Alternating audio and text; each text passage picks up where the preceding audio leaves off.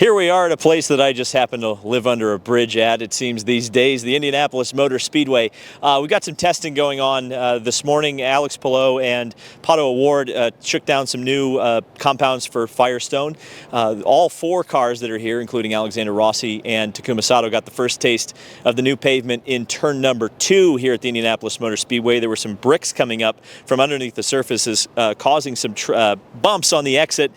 Those have now been smoothed out. You'll hear a little bit more from those drivers about those changes in a video tomorrow. Also, kind of interesting, both Takuma Sato and Alexander Rossi are testing, or supposed to be testing right now, a new spec damper that is being considered to be used in the future, though it's not confirmed whether or not the series will move away from an open formula for the dampers or a spec formula. You'll hear, again, more about that tomorrow because we spoke to all of the drivers at the media availability today about that. But most importantly, we got to speak to IndyCar President as well as Indianapolis Motor Speedway President Doug Boles. And it's always great to get an opportunity to speak to someone at the highest level of this sport to understand what is going on, what are we expecting in the future. We got to talk about the new car, got some new details on that, some timeline things with that, and just really a state of the sport address in a lot of ways from Doug Boles. So just want to run this full interview, this full kind of media scrum session that we got to do with Doug, and I think it's pretty interesting and pretty insightful. So the bump in 2, obviously, it started several years ago. Actually, in 2020, I believe, we were having some track issues, and we were out at night actually fixing the track. And we really noticed the bump with some headlights that were shining. You could actually see a shadow where that bump was beginning to develop. So we've been watching it for 5 or 6 years now. This year, leading into May, the bump was actually higher than it was in 2024. We measure the track all the way around so we can see where things are every year. So we had to roll it to get it back to 2024 levels. We felt good about that. It was fine through the month of May. But during the summer, the heat in Indiana this summer has really allowed those bricks to really push further into the surface. And NASCAR, the drivers, Kyle Larson was the first to notice it in NASCAR, a couple of other places that we were also able to solve inside turn 2. And our concern was if we didn't fix it this fall, that if it continued to do what it looks like it's done over the last, call it 24 months, we could end up in a situation where we couldn't fix that bump in time to run the Indianapolis 500, so they'd have to manage that bump throughout the race. So we felt the best thing to do was let's just excavate the asphalt, get down in there, understand what's going on with the bricks, get those bricks out that were a problem, resurface it, get out here in this test to make sure it's good to go. So a little bit nervous today getting here, to be real honest with you, hoping that everything was fine. It's too important to not have it go really well. I talked to Pato first. Pato said no issues at all. He thinks it's great. And then talking to Palou said the same thing. So they both said it's really ready to go racing. No grip level difference. It's really on the driver exit apex, if you will, as you're tracking out of turn 2, so it's nice that it's there. The one thing that Alex did say he felt like it would be helpful, that bump seemed to get progressively worse sort of offline, maybe towards one line off of the wall as you came out the exit, and that was where you felt it. He said so he felt like from a safety standpoint, trying to run 2x2, coming through 2, that it's going to be better. So I feel pretty good about where we are. What are some of those new parts that you're testing on the cars today? So we're working on some brake situations, brake fixes, if you will. We did see some incidents in May, so we're trying to figure out, is there a way that we can eliminate some of those problems with brakes as drivers come in and go from 240 miles an hour to stopping in the pit box, so we're working on some things there. Also looking at some shocks. We've talked for a long time about should we go to a spec shock, should we not go to a spec shock, so we're actually testing some different shock options.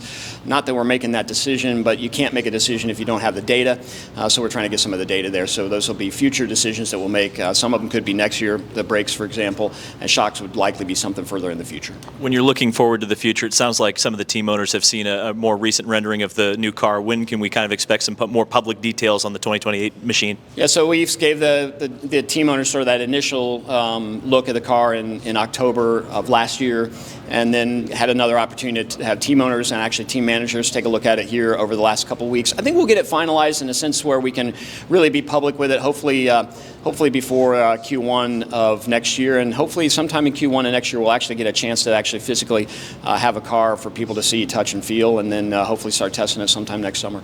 Something pretty important broke in the motorsport world just in general is that Formula One's going behind a paywall with Apple TV. If you look at NASCAR, most of their races are on cable. IndyCar mostly or completely on Network Fox. How important is that for you going forward to be essentially the most visible series in the United States? I think it's really important for us to continue that relationship with Fox. We saw a big uptick in our numbers. We certainly have a very passionate partner in Fox. In fact, I was just out at a meeting with our folks at Fox yesterday for a few hours in California and came back, and part of it was talking about how do we continue to grow the sport. So we got a great partner from the standpoint that it's all on free over-the-air television, but more importantly, we got a great partner who's using all their other assets to really promote the Indianapolis 500 and the NTT IndyCar Series and all the races that we have throughout the year. So that's the thing I'm most excited about. You have a partner that consistent, easy to find our races, but more importantly, you're going to hear about them across the board, whether it's in college football, NFL football. World Cup is actually on Fox next year, so we got the advantage of really having World Cup help to elevate the series. So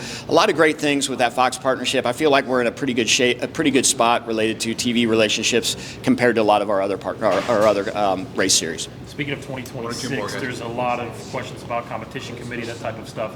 Where are we as we sit in October of what that'll look like in 2026? Yeah, so one of the things we talked about in May is that we definitely got to get to a point where we have some sort of level of independent officiating to remove some of the optics challenges that I think we've all had. So we've got 3 or 4 options. We've talked to the teams at Road America about 3 of them. We've added another option since then.